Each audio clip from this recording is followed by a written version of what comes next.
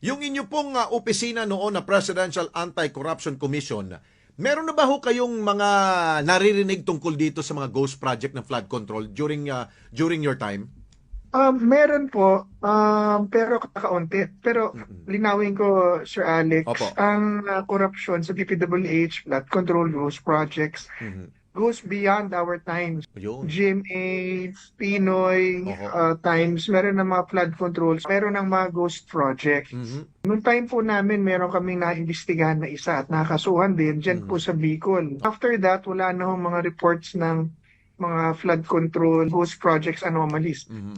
na malalaki. Ayun. Dahil po yung meron sumingaw pa lang nun, rock netting, sumingaw yan, Mhm. DPWH contracts, yung mga dayaan sa bidding, Mhm. substandards, marami po yan. Kaya marami kikilanin yan ng pera at komisyon, Oho. marami po yan. Kaya marami po kami naimbestigahan, Mhm. nakulong, na-expose, Oho. napatanggal ng mga, at nakasuhan, Oho. especially Oho. ng mga district engineers, mga congressmen. Kung maalala niyo po, siyam na congressman ng binasa. Kalanan ng Pangulong Duterte galing sa report namin. Mhm. Tapos 14 na district engineers ang kasali rin sa report na yun na sinibak at kinasuhan lahat po sa Ayun. pwesto.